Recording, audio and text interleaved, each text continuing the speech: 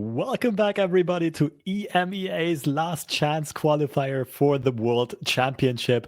And we are now coming up with the most important round of the tournament. It is the semifinals, and we know that both finalists are going to secure their slot in the World Championship. So this is kind of the true finals of the tournament. The grand finals are going to be more of a show match. But before we jump into that, we do have some replays of the quarterfinals action, and there's a lot to unravel here as well. Yeah, we saw Red Monty up against Sukhoi here, both bringing Aatrox lists, although, as we mentioned earlier, very different Aatrox lists. We got the Kane Aatrox versus the Quinn version. And we saw this key turn here where we saw the Badger Bear surviving, which allowed Sukhoi to basically survive for a couple more turns. Ultimately, Red Monty does eventually take the match overall. This was the key turn here. Both players had the options to play their Aatrox finisher cards. Sukhoi went for it, but Monty just had all of the removal options available and therefore kind of took out the pressure from Sukhoi. Sukhoi only got Red Monty down to 3 HP, but could not stop the inevitable Aatrox level up and all of those Darkins swinging in. And that last big attack from Red Monty secured the game for them right here. Yeah, it was just, again, one of those board-based matchups where one side managed to kind of just develop the bigger board, managed to get the Anarcha, managed to get the Aatrox level up, as we saw, go wide, go tall as well at the same time, refill their hand. And Sukhoi, unfortunately, wasn't able to close out this match. And again, we saw the next match here between the two, where we saw the Karma set from Red Monty, make it all the way to that sort of later stages of the game, all the way up to turn 10, where they were able to develop both Karma and set on the board and do typical Karma set stuff to secure their win. Yeah, and Karma ran away with the game once it was past that point of no return. Once Monty can just play much more mana efficient stuff, Sukhoi just kind of couldn't put enough pressure out in the early stages of the game. And that is all she wrote. Red Monty, one of our semifinalists who we will also see in our upcoming featured match. Looking at the bracket here, the next one we're going to be looking at is Diogenes Enjoyer, aka Sergi. Most people will know this player better under the username Sergi2Vamos, a Spanish tournament grinder that has already realized a ton of success in a variety of tournaments. And I'm not surprised to see them basically blast through the bracket here as well, mostly cleaning out with 2-0s here and there, an occasional 2-1. Yeah, and on the other side, we've got Never Walk Alone versus Shumpo. Again, a reminder, the winner of both of these two matches will be guaranteed their spot in the World Championship in December. So all to play for. This is the most important match of the tournament. This is the deciding match on whether or not they will make it and get to play. And also, I'm super happy to see like 4 players of such caliber make it so far. If we would have looked at the bracket at the beginning of the day, these are 4 of the names that would have stood out as people who really deserve to represent EMEA on the World Championship level. And this is, again, do or die for all of these players. It sucks that we're going to have to say goodbye to 2 of them, but I am also going to be happy that 2 of them are going to make it through and secure that prestigious slot in the World Championship.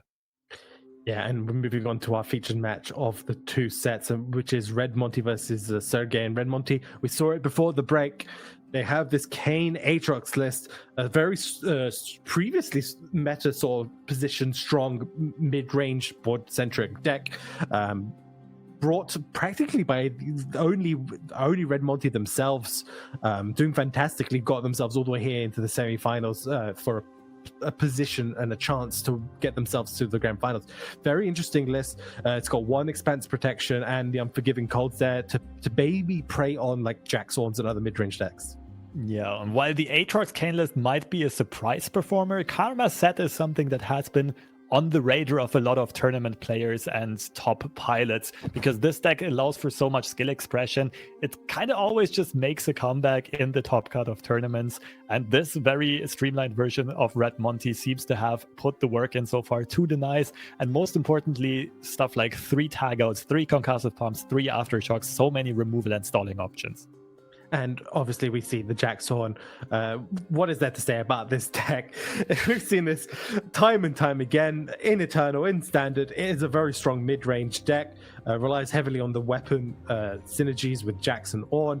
The only real sort of standouts, I guess, is the Parts Made Whole, a one-off copy, which will allow Red Monty to discard a weapon to draw a couple of cards, maybe, and develop a 3/2 at speed, and 2 copies of Harsh Winds. And here we see a new deck that we have not seen yet today, and we haven't really seen much of on ladder neither.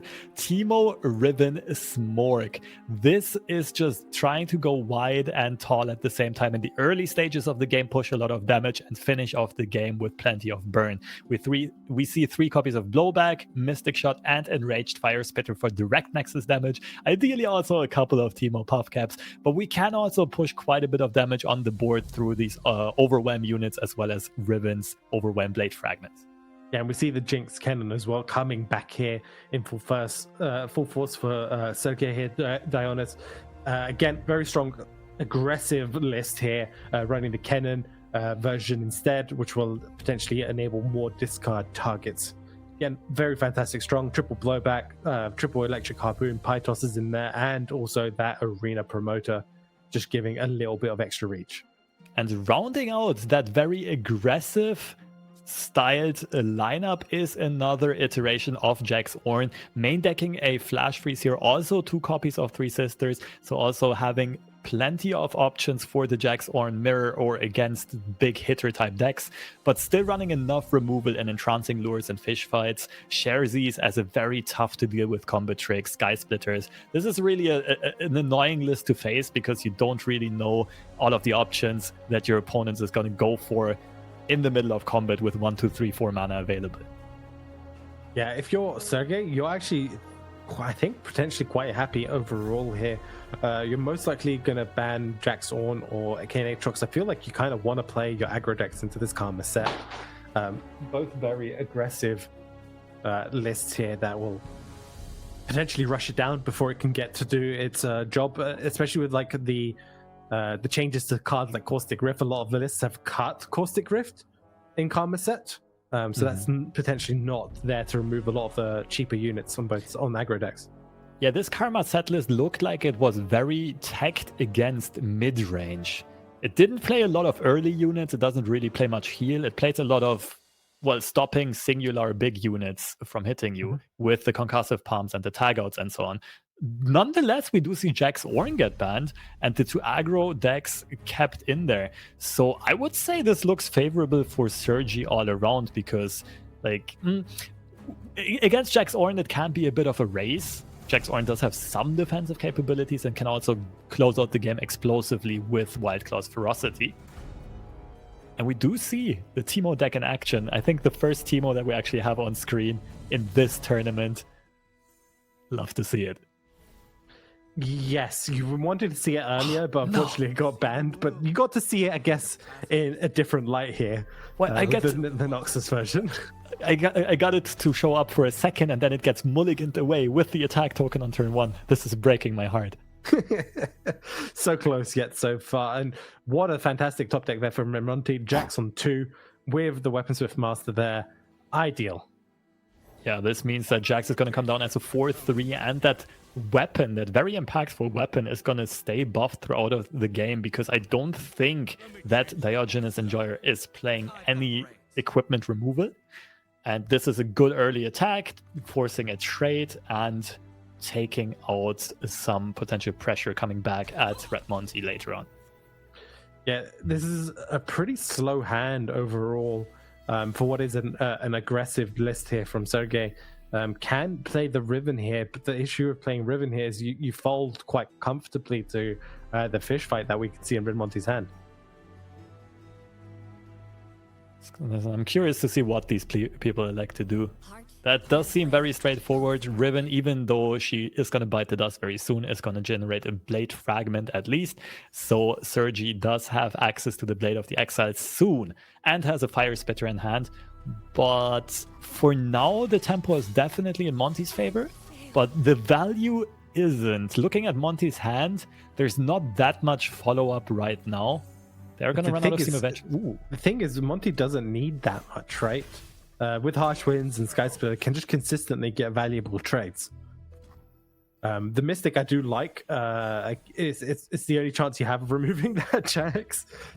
Yeah, and otherwise you can't really stop it from leveling eventually, and then it becomes a huge problem. So Sergi with some accurate play, making perfect use of the full mana pool, and yeah, probably even predicted that, thinking, okay, it's fine to sacrifice Riven here if I do get the Jax for her in the end as well.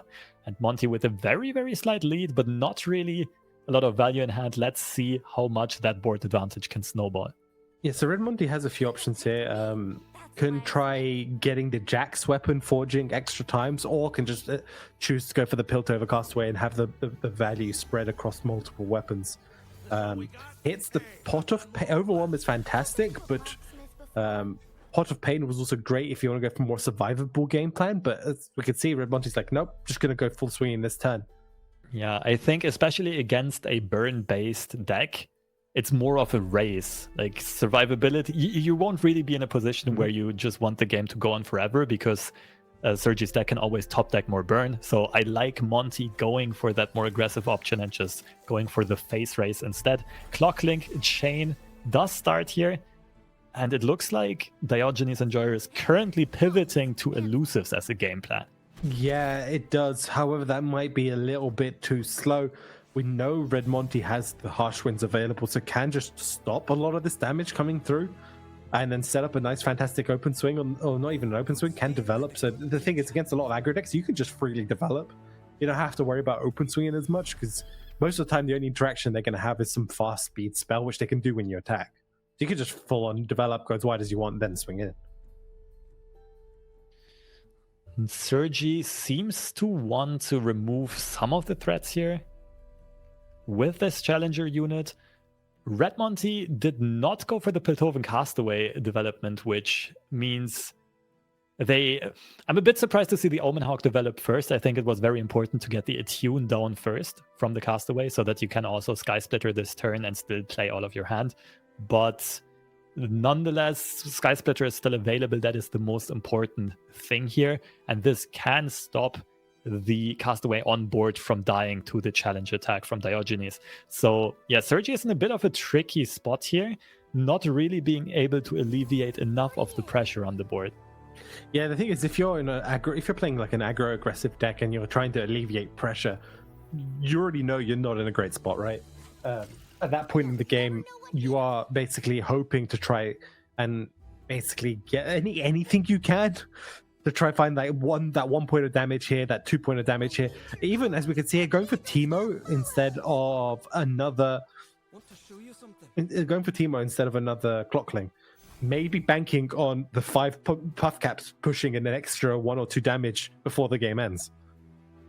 Might be the idea.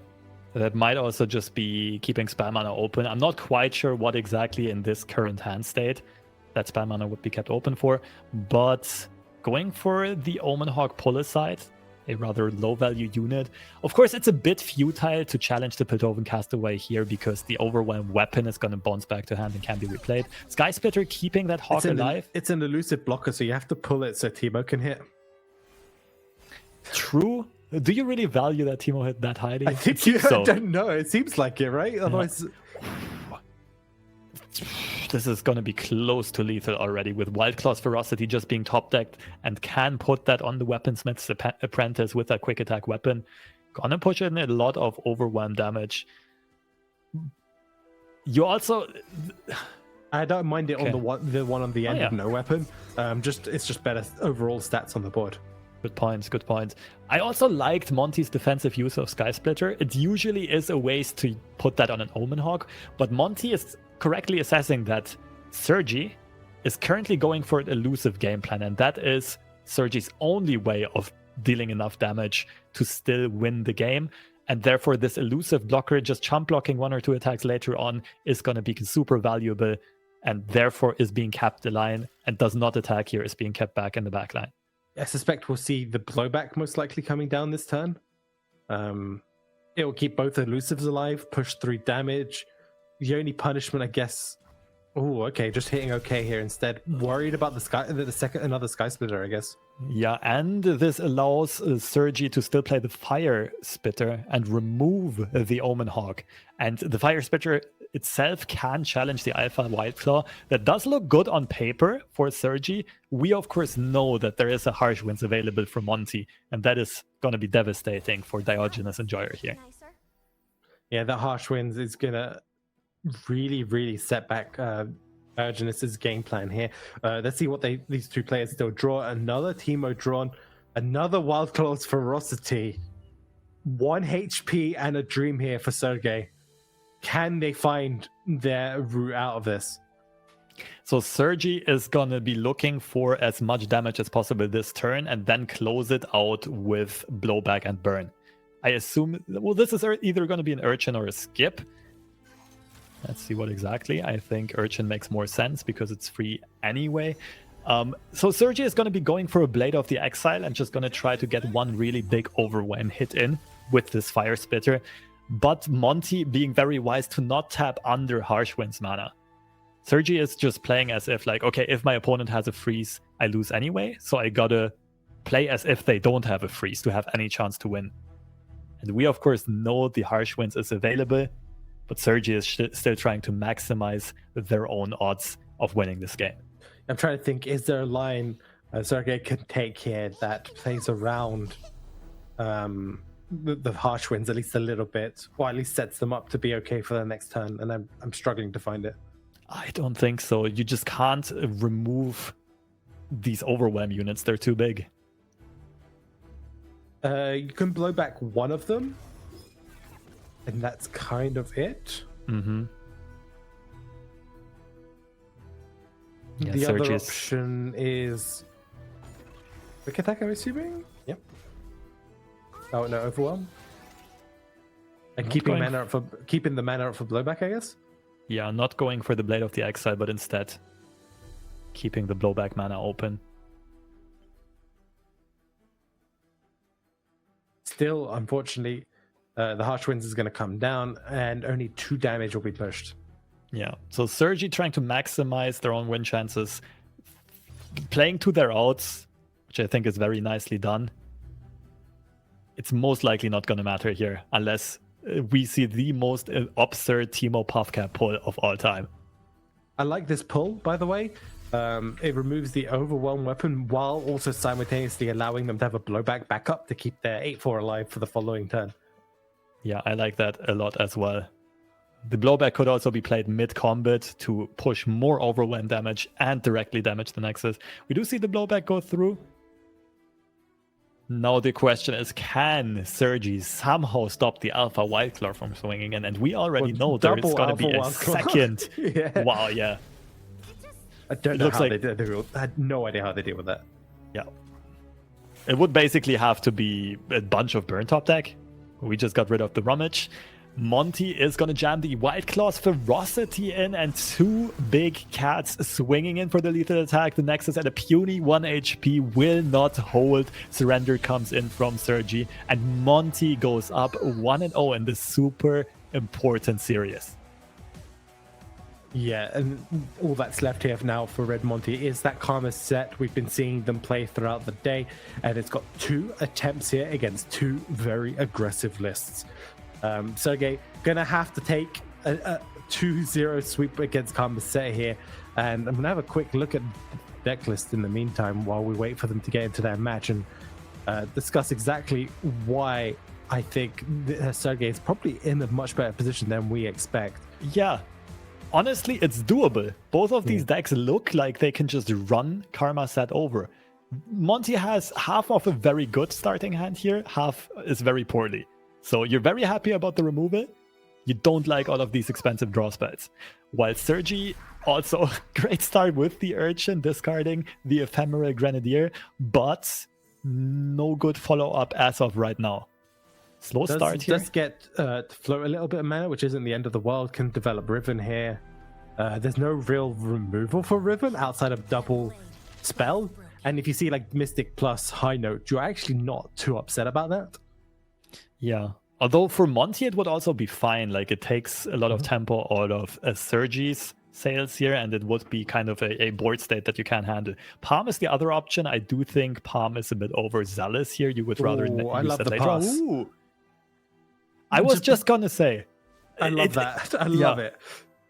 Completely shuts down Red Monty's turn that turn to play the double removal. Stops development, and now you get potentially another blade fragment as well. I was just about to say, like, that was a very risky pass from Monty and not going for the Riven removal immediately. That was, and I'm surprised by how quickly Sergi saw this. I think that was almost set up. He was kind of almost expecting that and just capitalizing on that opportunity on Red Monty going for a pass that might have been a bit too greedy. Mystic Shot still finds a good target here in the Rider, the Risen Rider, if I'm not mistaken. And still not the worst situation ever for Monty, but now Sergi, or aka Diogenes Enjoyer, has managed to build a scary board for a good open attack. That's a huge open from Red Monty, drawing that one copy of 9 lives. It's going to generate some blockers there at burst speed, should they want to go for it. Yeah, but right now I also like Sergi developing further, realizing like, okay, my opponent has some fast speed or burst speed options for blockers, but they're all very expensive, and I can develop 2 units, maybe even 3 in the meantime. Going for the Rune Squire, which can even pull something like a set aside, should that be played as the defensive option. Yeah, if you're Sergi, you're expecting most likely 9 lives here, right? The way Red Monty's posturing and not playing anything. They haven't played like a smooth mixologist. They haven't played like their own clock clang or anything. No Palm, which would be like a 2-for-1. You should, if you're Sergei, most likely have a read. They most likely have 9 lives or multiple spells here on the attack. Sergi going for the big swing, committing a bit more resources. Quick attack on the Riven. I think the reason was being safe from the 9 lives, like predicting that this is probably going to happen. Again, great foresight from Sergi. I'm very, very impressed from the piloting in this matchup so far. Yeah, he's been playing on point today. Fantastic here. I love the quick attack on Riven because then you know the 4-2 coming out from 9 lives can't trade. Yeah, it trades very awkwardly and unfavorably. And it looks like Red Monty's deck is just going to get run over here. It's what I find so impressive is that it's these little plays that don't look too flashy that are actually huge for Sergi here, that really prove why he made it so far in this tournament. Like that pass back earlier on, which doesn't look spectacular at all, but it was a big play and arguably a big outplay. And also here the pre-committing of the quick attack fragment. Some very impressive stuff here by Diogenes Enjoyer. Yeah, basically, for those who are tuning in, basically that pass made Red Monty lose so much tempo and unable to use their mana that the next couple of turns when they're trying to commit like their big draw, they don't have any more removal left. And if they use removal, Sergei gets to develop wider and wider and wider and make the following attack way more difficult for Red Monty to deal with because the spells are a bit too expensive. Absolutely, and we still see the effects of that pass on that turn 3, on that early turn, because the Riven is still alive 3 turns later, and it still made Red Monty commit a set development and probably gonna have to use that challenge action to finally get rid of the Riven much later after she already pushed a bunch of damage and generated a bunch of fragments. Yeah, the fragments have been generated. At this point, we're just gonna see Sergei go as wide as possible, just set up an open attack. Again, this is one of the things about the Karma set. They've cut cards like Caustic Rift out, right? There's none of that sort of AoE board removal. Some we've seen today, and 1-0 for Never Walk Alone against Shumpo on the other side of the semi-final. Never Walk Alone might potentially be our second finalist here. I hope we can still catch some out of that action later on. Hoping for that series to go for a long time, because Sergi's decks are both very fast. This series is not going to go that much longer, even though it might look like it. Fire Spitter comes down, and I really don't see how Red Monty can stop this attack. Or even if they somehow miraculously stop this attack, there's plenty of follow-up burn the next turn in the blowback as well as the Noxian Fervor. Double Concussive Palm. This allows them to generate units. Block. They still take a little bit of damage here. It's still 4 damage going through. And then we have blowback and fervor. There's some healing, I guess, in hand with the Smooth Mixologist on the next turn from Red Monty. Can start with that, but then you don't have Deny Mana available. Oh, and the override coming in from Sergi, from Diogenes Enjoyer, just putting one more attacker on the board. That represents 6 damage on the swing, and that forces the concede out of Monty. We're tied at 1 apiece, and all of a sudden, like we mentioned earlier, now it looks favored for Diogenes Enjoyer. Yeah, historically, Karma set would have been okay into some of these aggro decks, but I guess obviously the changes in this current variation, not having the ability to deal with really wide, small boards effectively. And it's gonna, I mean, the only options are high notes and mystic shots, basically. Yeah.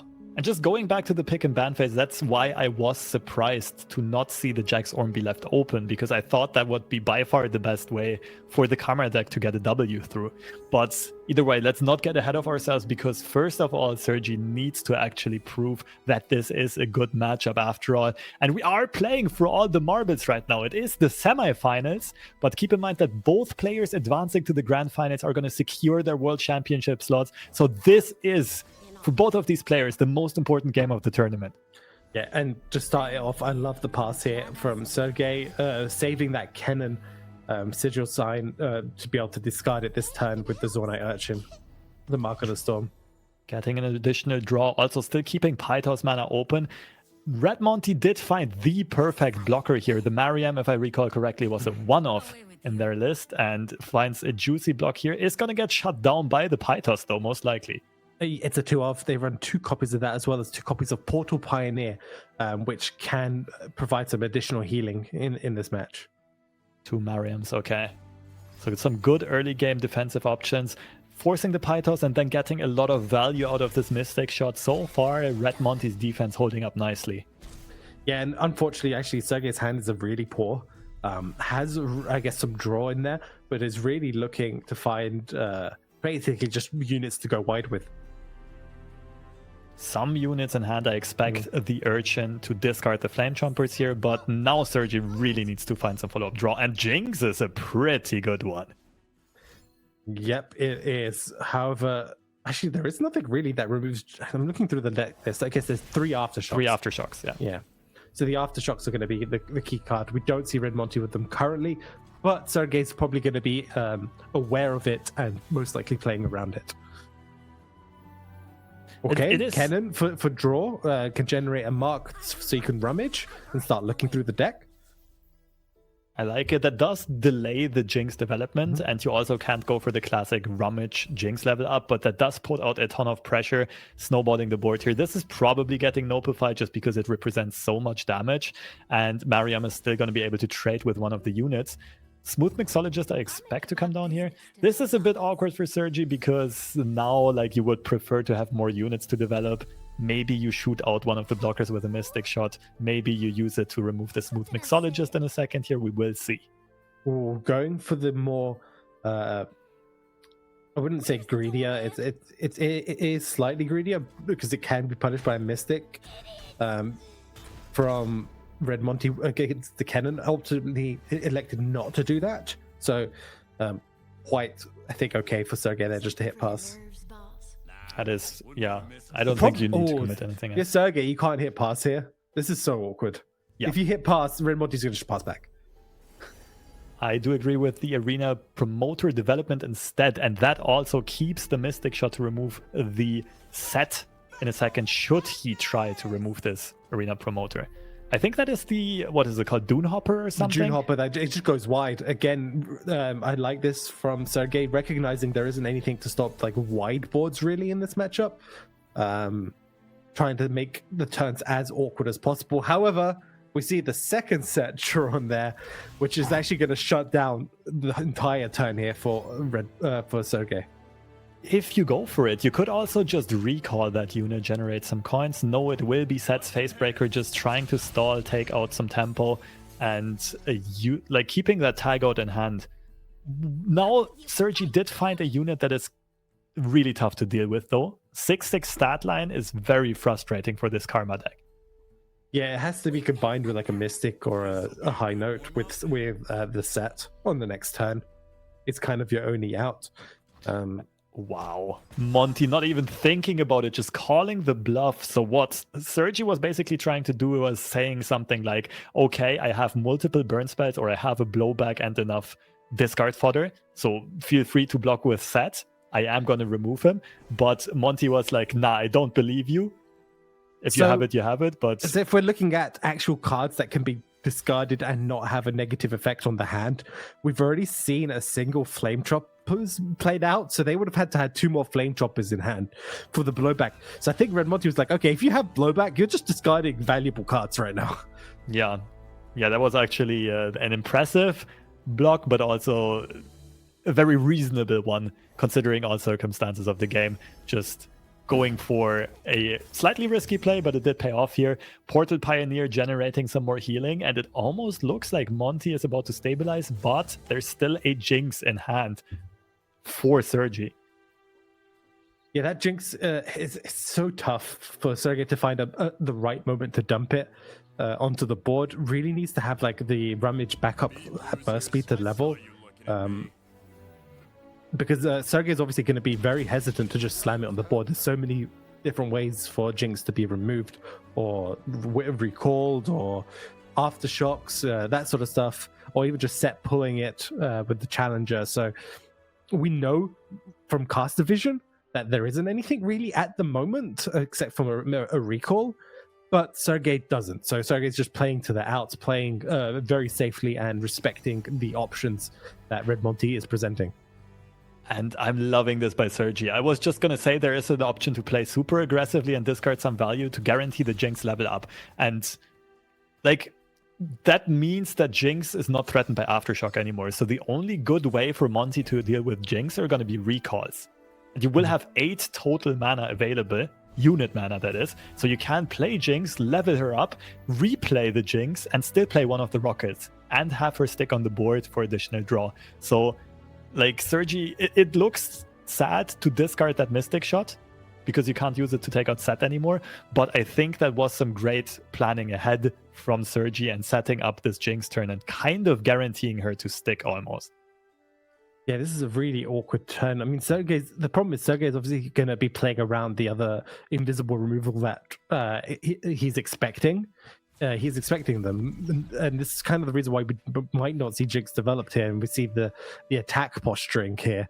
But we know from obviously caster vision that there isn't anything. So this is like the tougher decisions here that Sergei can be doing. This looks like to me setting up for an attack, then maybe developing the Jinx after Red Monty's expended some mana. Also makes sense.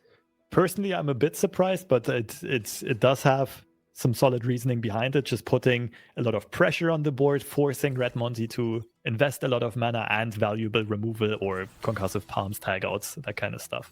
Yeah, I think it's Sergei basically saying, okay, look, if you spend a lot of mana here to try and stay alive or survive damage, I can get Jinx to slam down the board. Jinx survives another turn to get the draw. And that's what Sergei's really going to want.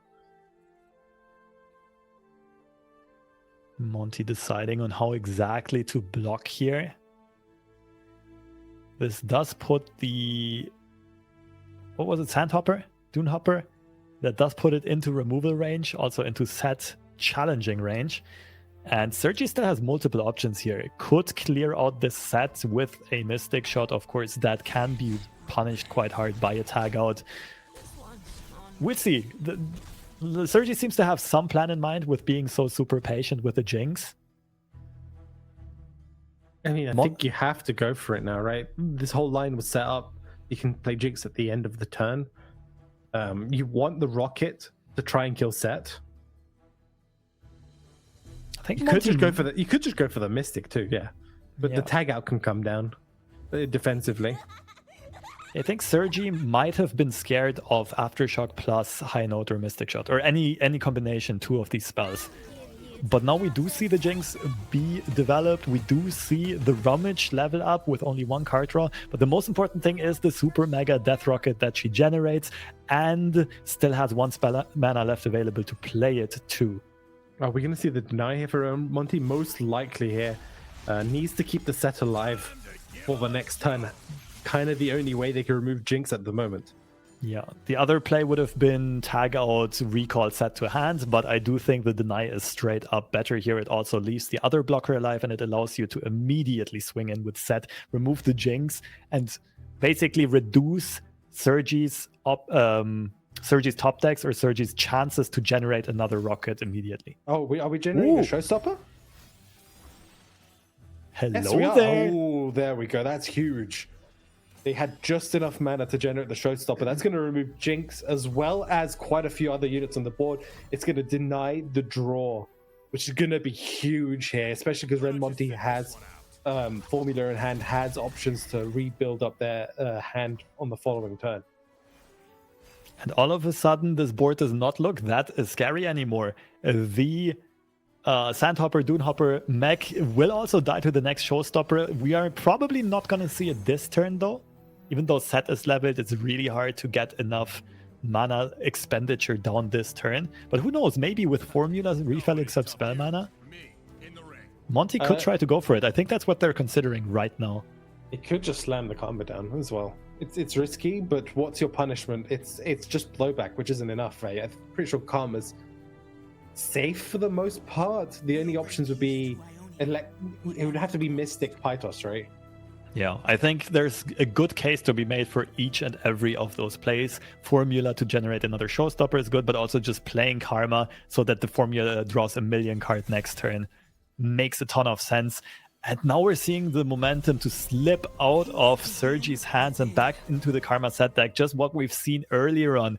There is just this point of no return when the Karma set deck is going to have full control of the game and start to run away. And yeah, Smooth Mixologist, as well as double casting the refreshments on either the set or the Nexus, is going to give Monty so much of a safety net on their HP pool.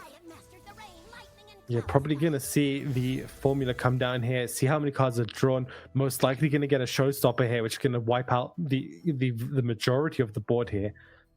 Has the stun as well from another stat, which is going to generate more coins. You can then refill your entire mana up, play the Smooth Mixologist. We were talking about how this should have been favored for Sergei, but this is what happens. If you don't get that early game aggression, or you don't get the early game damage that you need in this type of deck, it very, very quickly falls apart. And we have to wonder if Sergi was not a bit over patient with the Jinx. Like, there was always a good reason why the Jinx was not played. Wow! Sergi just immediately realizing, okay, I am past this point of no return. There is no shot I'm winning this anymore. And goes for the concede at 19 Nexus HP. Doesn't want to sit through the torture of Karma set, slowly taking over the game.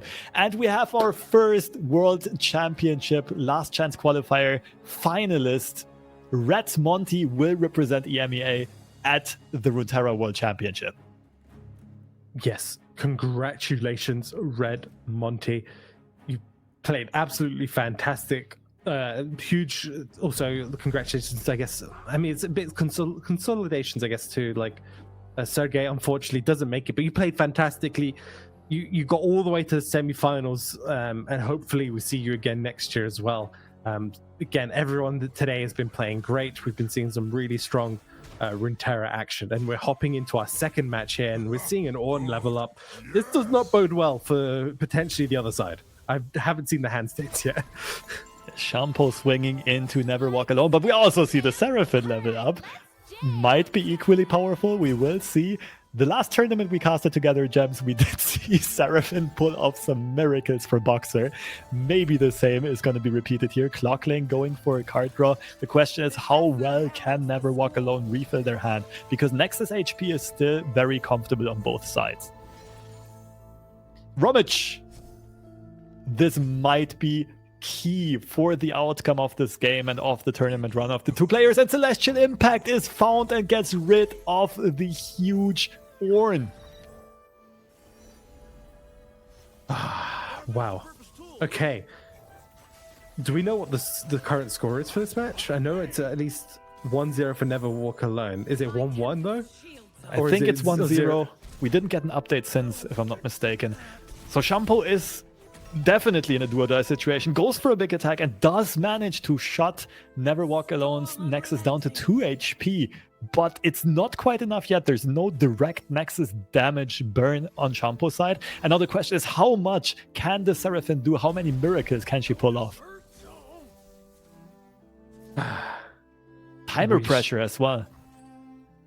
I mean, the time pressure is not too much of an issue yet, unless we hit the next game. Rocket Barrage, however. But another huge survivability tool here for Never Walk Alone. The what is it called? Celestial Wonders or something? The double stun. Janna does level up, which means more value, more draw, more card generation. Oh, this game is in such a crucial point right now. The thing with Shampoo's board state is, like, it's still looking okay, it's but once you run out of units, you are doomed. It's just useless. It's just weapons. Yeah, it's like, what, 7-8 weapons?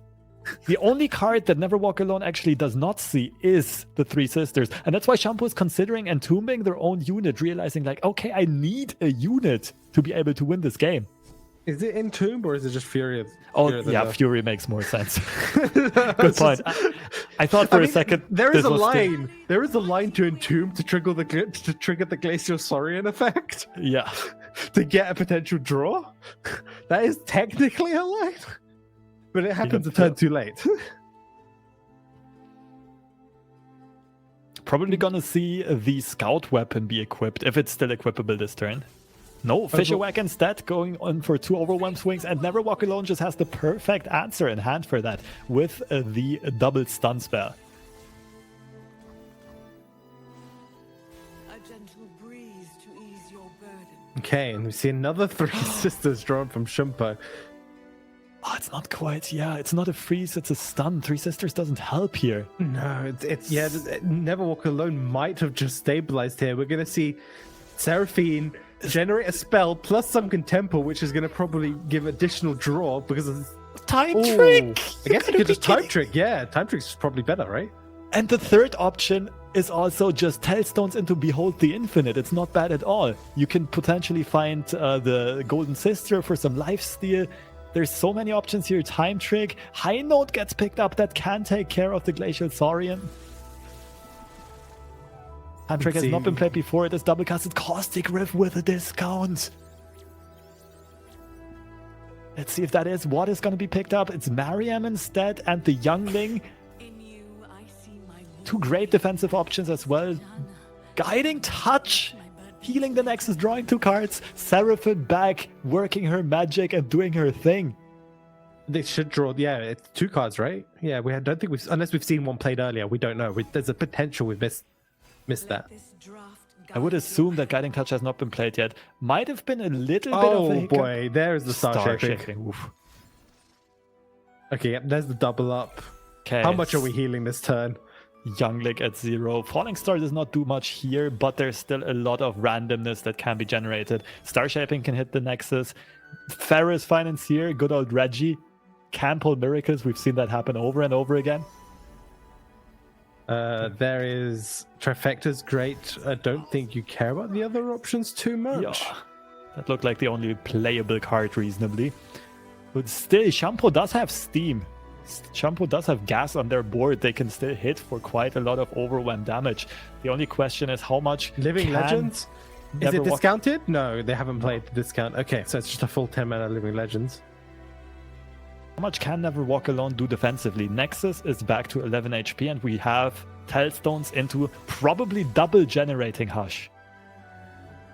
If no Tellstones have been played yet, it triggers twice. Hush doesn't remove the weapons. That is a great point. It will only impact the Glacial Saurian and remove the Overwhelm. So the Omen Hawk would still hit, but that is fine, right? Because we just buffed our Nexus back up to 11 HP. Went for some good old quality healing, even 12 with the Youngling. +3/+3 Glacial Saurian in hand as well. Oh, hits. Oh man. Okay. Do you just rip it? Do we just rip? Song Spinner? Yeah. We shall see. Both players being patient so far. Falling Star, that was the idea here. Not pre-committing the Hush, rather saving it for a potential bigger threat that might end up being top decked. Never Walk Alone playing quite the control game plan here. There's another Glacier Saurian. That seems perfect target for that Hush that you're mentioning. Can Time Trick and have a look to see what we get. Back Alley Bar, Sunken Temple, all potentially a little too slow for this turn. Probably does want them, but maybe to be played on the next turn. Living Legends does get dropped. Only units. Okay, no removal options. Okay, but there are some important ones to mention. We don't know how much got invoked yet, so the dragon does not get played. Instead, Golden Sister for some lifesteal. We highlighted that earlier on as a great celestial pull.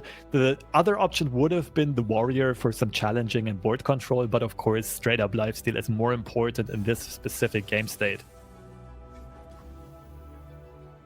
Saurian gets buffed up further and further, goes for a big attack, and is probably gonna get met by a Hush. Shampoo has a great attack here with the 3 sisters in hand because the overwhelm blocker can get entombed. But we know that Never Walk Alone has Targonian Tellstones in hand, being able to generate, well, even 2 Hushes if wanted and needed. The attack goes through. Nothing gets committed. Never Walk Alone being very cautious with the resources here. You have to remember, we haven't looked at the list, but like there isn't really damage over the top. So for Never Walk Alone, going down to 2 doesn't really matter as long as they can find something the next turn or 2. But Never Walk Alone is currently in a position where they might die to the next attack from Shampoo. I guess not really, because you still have the Hush, right, for the Glacial Saurian. You take 1 from the impact, I guess, from the weapon. Cosmic Call. Troll Gift is just fine. Thread the Needle is also not terrible as a removal option. Oh, we do see equipment destruction, so we can get rid of the Fisher Whack here. Oh, that was such a big pull. Because that was... Oh? Goes for the removal on the Saurian and leaves the Fisher Whack in play. Not sure if I agree here. So what you could do if you're Shippo, technically you could Harsh Winds here. Harsh Winds or Entomb. Or let this go through. Both players seem to be respecting the other player's hand a ton. What I'm so surprised by is, like, you currently... I mean, you're not super scared of that Overwhelm Hawk because you can go for a Blessing of Targon as well to buff your defensive units, but the Fisher Whack is a problem and you can't Hush this. That's why I'm surprised we didn't see the Overwhelm weapon get destroyed and use one of the 2 Hushes that we have later on the Glacial Saurian. Timer pressure is on both of these players, though. They are both deeply into overtime in this specific game, and they also have to worry about Game 3 coming down to time. Yeah, I think at this point in the game, Shumpo is a bit more worried about that, right? Because Shumpo is still, if Shumpo does win this match, has to play another one, whereas I think Never Walk Alone is looking to win right here, right now.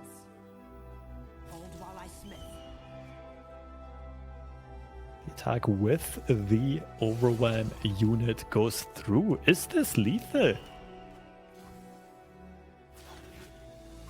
I mean, Seraphim can get buffed quite a lot, but Shampoo can obliterate her or can buff the own unit. I think they... Behold, we can buff with Blessing of Targon. Oh, we still have Hextech Transmogulator as well, but I guess it doesn't help here because the weapon stays. But now, I think if Shampoo goes for the Obliterate, it should just be lethal, right? And still lets it go through? I mean, yeah, I mean, you're still worried full mana, right? But it's such a difficult decision because it's such a high stakes match. We obviously have cast division that there isn't that much Never Walk Alone could realistically do. But like, when do you go for it? Yeah, the problem is when you see them use the Blessing of Targon as their only source and blocking with the Seraphine, that should be a dead giveaway that there isn't much else left in their hand, right? That's you can well, not necessarily dead, that should be a read at least. Like something is up there, right? They're just throwing away the Seraphine. I 100% agree with you here, Gems. I'm very, like, I'm surprised by how overly cautious both of these players are. And so much is on stake, right? It's probably a spot in Wilds, 1k to win. Both of these players not wanting to take that risk and just being blown out. Yeah. But this is the overthinking classic that happened to me a lot. That happens to all tournament players, I believe. Like you are so hyper focused on not making. Oh, they blew the perfection. That's got overdrawn. Their most effective finisher just got torn into pieces. Caustic Griff. I think it's just playing out cards here if you'll never walk alone, right? And yeah, when was the last time Shumpo drew an actual unit? Like 3 turns ago. Oh my goodness. But Never Walk Alone does have access to good removal here with the what's it called? The Celestial spell, the double obliterate, would even take care of the Fisherwag, of the Overwhelm weapon. Okay, so we have some obliterates, but not the right one. Have got some removal here.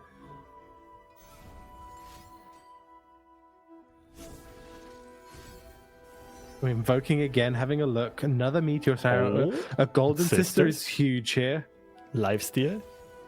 We do see the 3 sisters available, so there could still be a freeze. And we see the... Wait. What? Wait, what? Are they worried about the timer? Where's that coming from? I'm lost for words. You had the comment. You were beholding Celestials. You could have obliterated both units as well as the... Shumpo had no units. It's just a hand of weapons. Is there a scenario where one of these players is already qualified and they're kind of doing a show match thing? Or I don't think so. I don't think so neither. They're not on our list of the current players that need that. They both need the win to make it, I believe. This might just be a ton of nerves kicking in for both players. And I mean, it made for some very entertaining gameplay.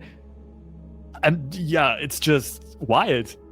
Like, both players have been playing so passively and willingly not taken a lot of opportunities to get control of the game or to threaten lethals. And now it all comes down to Jinx aggro versus a very defensively built Seraphine Janna deck. I'm so confused still. I really want to be able to have a chat with them and figure out what happened there, because from our perspective, I mean, we have Costa Vision, so we know. I mean, even if you never walk alone, you know, like 8 of the cards in hand are weapons, right? So there's only like 1 or 2 cards in hand for Shumpo at all. So you haven't seen them play anything for turns, so you could have a guess, I guess, that it's potentially some type of spell, or it's not on because they most likely would have played it. I don't know. Why? I'm still so confused. Yeah, and I can't even imagine what they were playing about, but I'm gonna try to pull up the deck list. Maybe I'll see something and we'll update you in a second if we get clearer on this. But well, for now, we are still in game 3, and this is a super duper enticing and interesting matchup. This is a classic, somewhat control-y deck with some combo options versus a very aggressive deck with some combo options. So both players having a lot of agency in this matchup and multiple ways to play this matchup, and which cards to discard, how to attack, when to develop the Jinx, and so on. Discarding the blowback straight up here from Shumpo as well. I think with the current hand state, it's fine. You're trying to get rid of the hand anyway to set up the Jinx eventually. Was that a True Shot Barrage insta-picked? Yes, it was. Ooh, that's one way of dealing with Jinx. It's one way of dealing with most of the board from Jinx, because most stuff has usually 3 or less health for the most part. So you can, that True Shot, a lot of the time, it's going to hit for 3 units and remove all 3.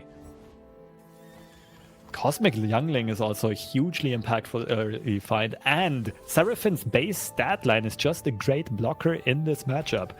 Both players you see are blitzing out moves, by the way. Like, they're playing way faster than they usually would, because in this 3rd game, you don't want to go down on time. If the game does not conclude, if the game runs out of time... Wait, what is the rule actually? It is tied 1-1. It will be whoever's got this time this match. Okay, it's not the they still have 10 minutes essentially. There's another 5-minute overtime.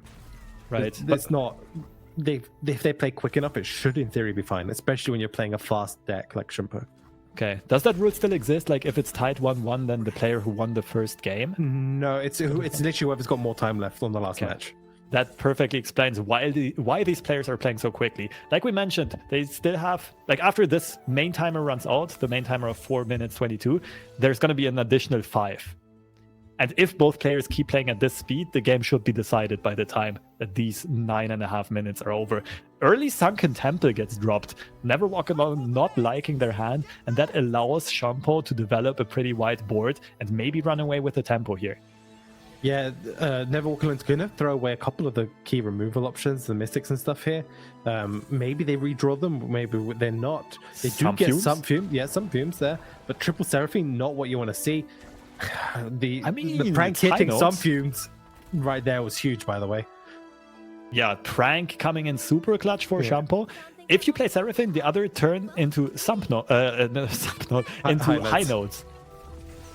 So I actually think the Seraphine draws were not that bad, given that Shumpo did end up developing and not open attacking. Also, the second Youngling is something you really like to see. But Shumpo setting up an attack in a way that makes it really hard for Never Walk Alone to get good blocks. You're probably okay throwing a Seraphine away, I think. Yeah, with 3 in hand. But wouldn't you block the 6/6? Yeah. Right. Again, I think both players must really feel it on the nerves. So much pressure because this is the most important game of the tournament for both of these players, and probably even the most important Legends of Runeterra game of their lives, because it is for a Worlds qualification slot. If they win, they are going to have $1,000 guaranteed and a shot at the first place prize of $30,000 and a lot of glory and fame. So I think both of these players are really, really feeling the pressure right now. Yeah, it is very, very close. We have both Sunken Temple and Bakali Bar on the board. Jinx comes down. Unfortunately for Shumpo, it doesn't have a way of actually emptying out the hand currently. These Younglings, by the way, are just such a nightmare for Shumpo to deal with. Every turn healing for 2. Mystic removing the June Mecha Yodel there, and yeah, so tough.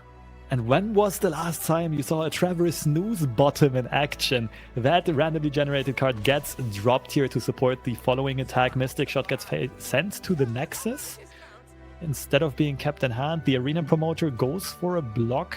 This is going to get buffed up by the Pale Cascade, I will assume, to alleviate some of the pressure off the board, but it is one blocker for an attacker. It's perfectly fine for both players. Piltover Hellstone's nothing that you really need right now.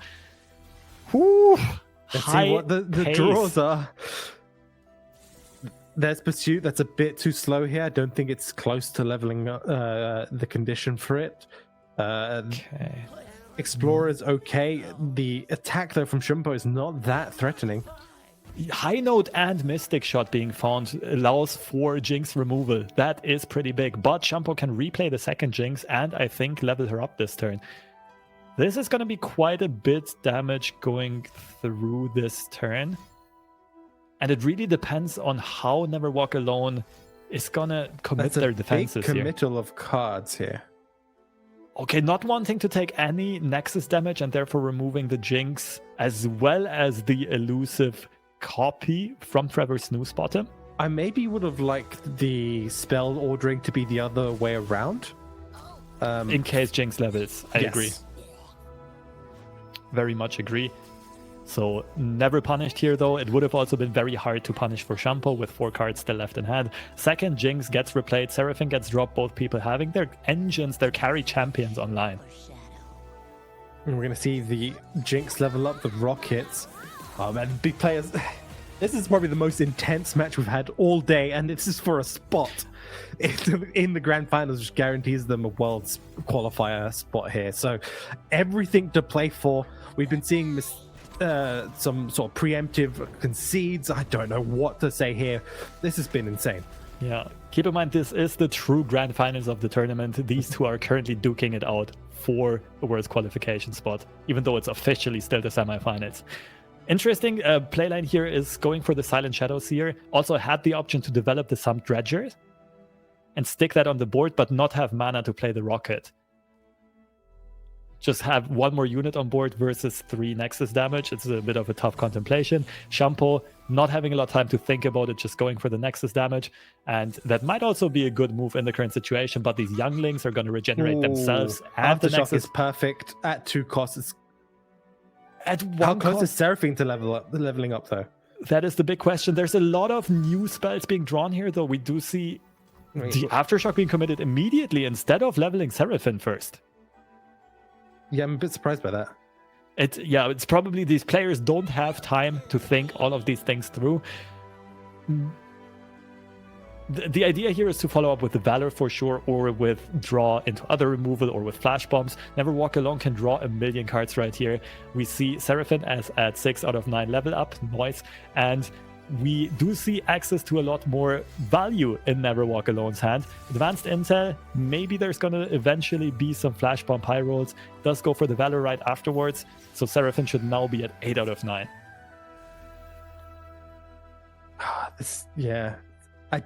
Both players really rushing here. Showboat just can't do anything, though, is the problem, so it's kind of forced just to keep passing until the attack happens to Mystic. Has to really try to keep this Jinx alive. It's a bit unfortunate, but it's just the current situation. These younglings, by the way, are putting... The thing is, the one thing to note is Never Walk Alone doesn't actually have a way to end the game right now. Yup, the younglings are hyper carrying this matchup right now. No, but he can't end the match before the timer, most likely. That's what you mean. This is the problem, yeah. How does Never Walk Alone actually end the match before the timer? Right, the Seraphine deck is so grindy that there just might not be a lethal in time with only 2 minutes 50 left, and Never Walk Alone is currently half a minute down on the timer, which is huge. Celestial Impact does get found, so never punished for not going for the double cast Aftershock, but Shampoo is now out of steam. You can't afford to not just keep passing Shampoo as quickly as possible, basically, in this matchup. If you're playing for time and hoping they can't kill you. What a Shampoo. Oh, triple flame Shampoo. That is such a horrible hand. And the only unit with attack does get deleted from the board. So all that Shampoo can do is play a bunch of cards and try to play the timer. Can play Swindle just to see what is in Shampoo's hand as well, right? Yeah. I think Never Walk Alone wins this in time. Because the timers are now back to even.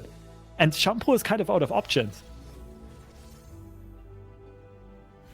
Yeah, out of options, but there's no damage from Never Walk Alone's side. Yeah, but you have 2 minutes to bash in the Nexus, and it's not like Shampoo can stall. You have to They play need to blitz everything. out moves themselves. No, they can just keep hitting. And cards. the pursuit on the attack turn finally being I don't drawn. think it's 20 yet. I think it is, but we shall see.